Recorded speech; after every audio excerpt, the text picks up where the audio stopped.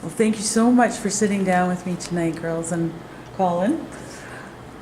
Today, we're here to talk about an event that's taking place in Sault Ste. Marie.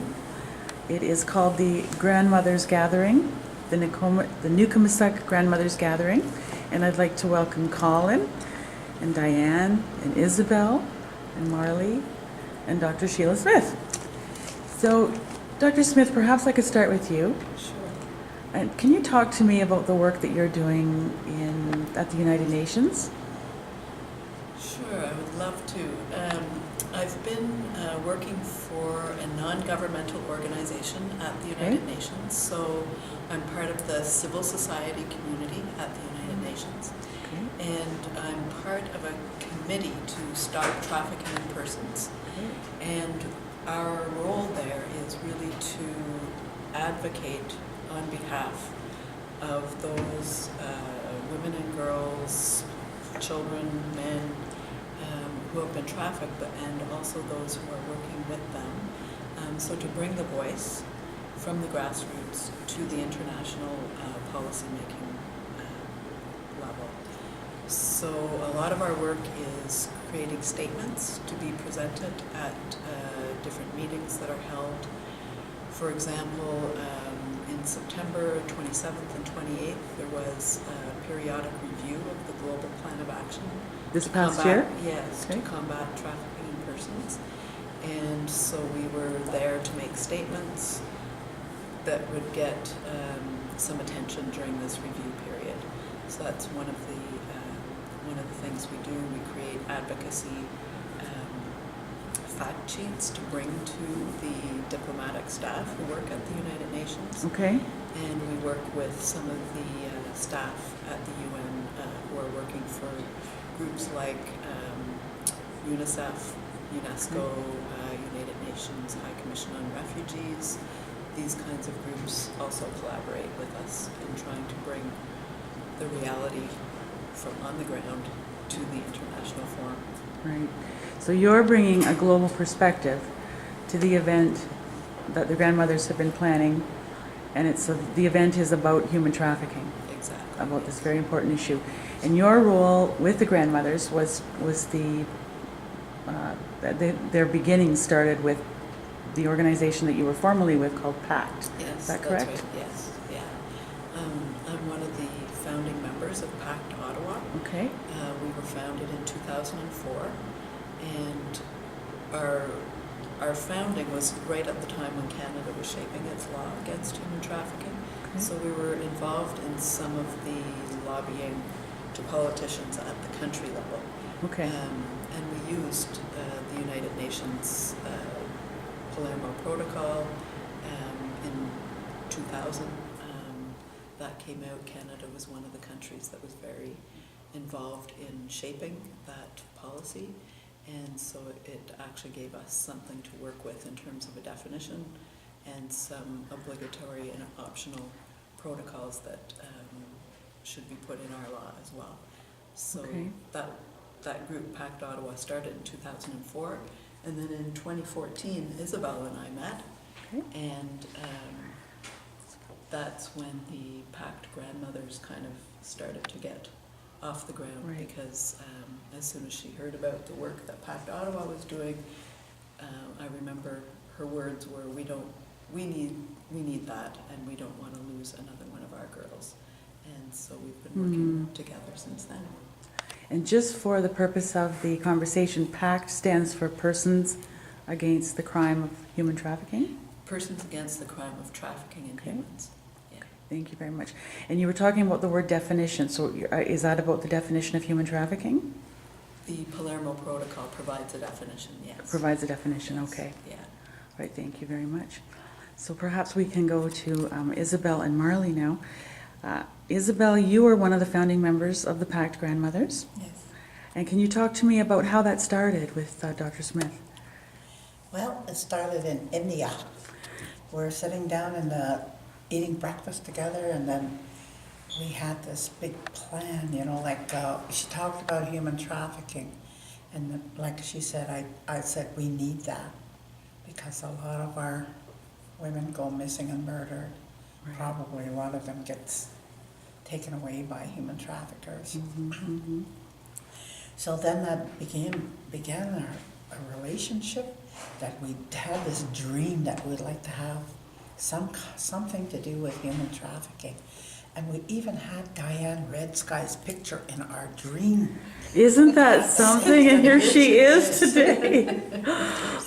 Oh my goodness, so that you've had this vision and here she is, yeah. So you're just a vision. Yeah. That's all you are. Yeah. And the gathering that's happening like today and then the big event tomorrow that will have Diane Redsky and Sheila Smith as one of the guest speakers and Collin. That is building on the vision that happened last year. So talk to me a little bit about that, Marley. Can you talk to me about last year and how you you decided to go forward with the next step? Well, last year it was one of the grandmothers, Alison Rekway, that she wanted to do the International Bridge Walk because this is such a huge issue out there. So when we talked about it, we made it reality. Mm-hmm. And because we had the lack of funding, I thought it was really important because, Diane, once again, Diane came in and, she made us realize how huge this was in Aboriginal human trafficking. Mm-hmm. So, I thought, this can't stop. So I decided to make this an annual bridge walk. So we started planning, and of course you were part of our plan. And it came to this, and I'm really grateful that this is gonna become an annual bridge walk. Mm-hmm. It's remarkable that the vision has taken us to where we are today. So Diane, you've been mentioned a few times now. You're an inspiring woman in the work that you're doing. So perhaps you could share with us, tell us about the work that you do in Manitoba. Well, I've been working on the issue of sexual exploitation and sex trafficking for over 20 years in Winnipeg. We have Winnipeg, if people are not aware, it's the Indigenous capital of Canada. We have over 70,000 Indigenous people who live in Winnipeg. And it started off working on an issue over 20 years ago, and at that time the average age of recruitment and luring was 16. Wow.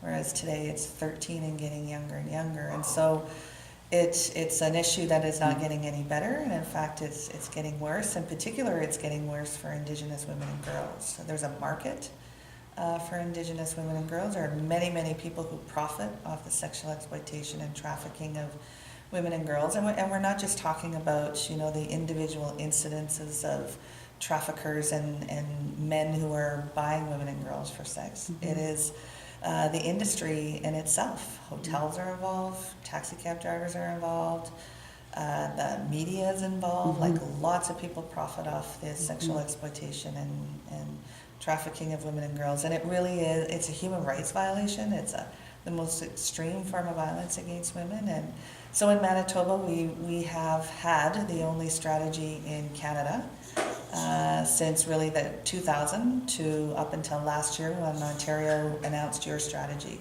So we had many years of building a community-driven strategy in partnership with government that, based on a population of 1.2 million people in Manitoba, Wow. we invest $11 million annually into trying to stop the sexual exploitation and sex trafficking of people in our province.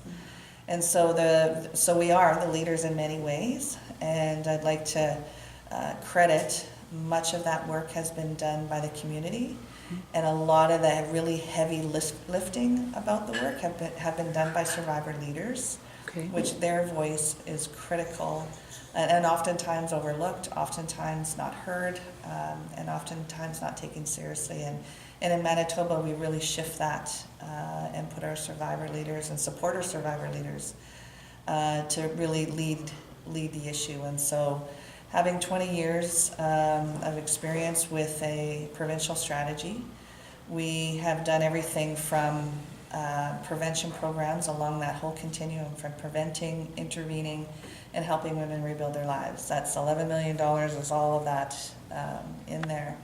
So when I was asked in 2012 to lead a national task force on the sex trafficking of women and girls in Canada, I honestly believe that every single province was just doing the same thing as Manitoba, that they were taking the issue of sexual exploitation and sex trafficking seriously, that there was they were putting money into it, that there was time and attention to it, there was laws being developed, there was action being taken at all levels of community and government, and there's nothing, there was nothing.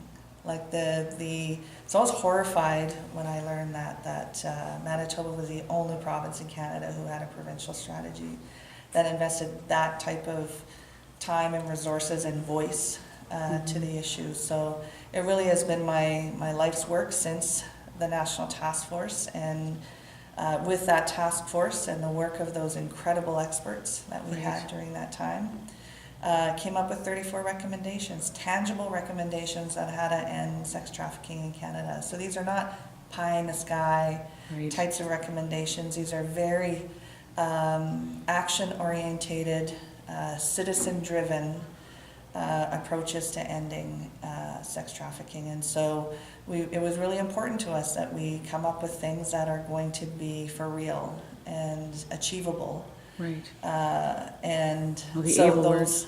so it's been, again, more of my life's work to help others achieve those 34 recommendations. And when I had the very special gift of meeting our grandmothers here, and everything happens for a reason, we happened to be in the same place in the same city at the same time, and they were sharing with me what they were doing, and being so in tune with what is happening across Canada.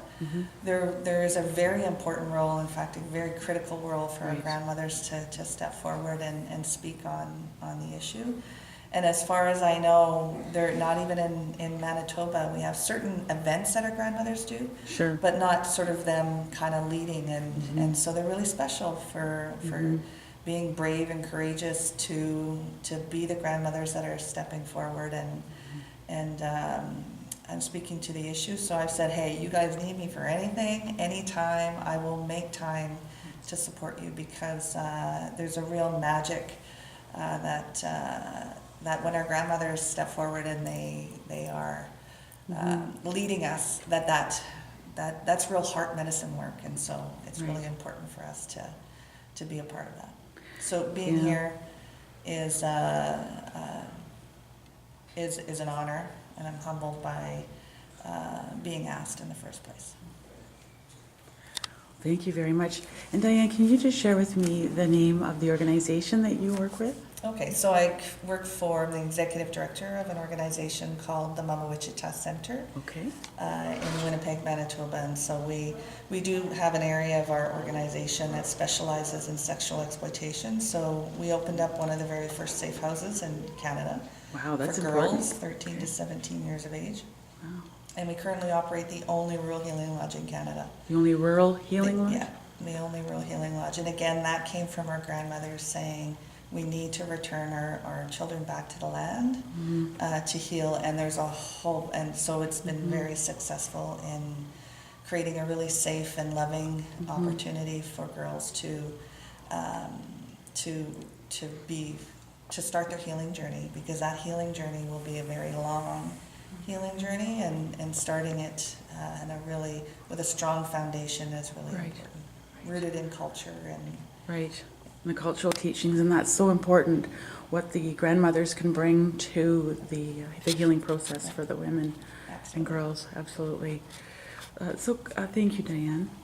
So Collin, you're here with the Ontario Native Women's Association, and your role is to take on the issue of human trafficking as well, I understand. Yes. So you can talk to me about that? So the position I work in for the Ontario Native Women's Association is the Indigenous Anti-Human Trafficking Liaison. Okay. It's a relatively new position. ONWA was a successful candidate in securing dollars for this new project. It's a one-year term, and right now it's all about building capacity, and the stages where we're at with ONWA is just finalizing our reports around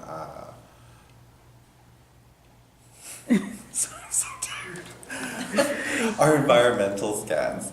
Yeah. So we're concluding our environmental scans right now, and our environmental scans include everything from formal networks to informal networks. And we've recognized that the real work has really taken place with a lot of both consumers and our survivors. Okay. And I would like to, again, acknowledge the grandmothers here, because it's a true testament to the strength and resiliency and the power of women. And so we've been seeing this trend in Thunder Bay for quite a long time. It's not a new thing to our community. However, with the great gains women have been making, especially that with ONWA's vision on ending violence against women, at ONWA we don't believe that we are at all the voice of women. We believe that we are an amplifier for that voice. So over the last decade, ONWA has made great gains by empowering young women to be the leaders that they are becoming today, and they're only being that much more fostered by the true strength and testimony of the grandmothers. So in our action plan right now, as our environmental scans are coming to a close, we are now getting ready for the engagements. So we'll be actually doing engagements with both consumers and survivors to find out what they recognize as the gaps in services. So then again, which would lead into an engagement with the actual service providers, so that we can come together to recognize how we need to come together and start narrowing those gaps. Okay. So it's about trying to create spaces for people to come together. Right. And support their journey towards healing? Yes. So, and with the new Ontario strategy to end human trafficking, there has been an announcement made by Minister Harris last week, and ONWA again has been named a successful candidate and to move forward with our next phase, and that is that we are opening up a space for women that can come together. Whether it be a safe house or an actual zone, we're not sure yet, but we do know that it will be manned by a 24-hour crisis response team. But more importantly, it's about creating these spaces, and I want to just be conscientious that we don't necessarily use safe spaces, because the language can be very deceiving, and we don't want to provide false hope or promises. But what we can guarantee is that the spaces that will be provided will be equitable, and in those spaces people will be accountable for the behaviors and their actions and the things that they say. Okay, well, thank you. We look forward to all the presentations tomorrow, and I'd just like to acknowledge all the work that has collectively been taking place with the people at this table today, and just thank you very much. This is such an important topic, and it's not something that a lot of people talk about, but I have been noticing it become more and more visible in media and people talking about it a little bit more. So tomorrow will be a day to really hear about the work that's been done. So thank you again, and we'll see you tomorrow. Thanks. Thank you.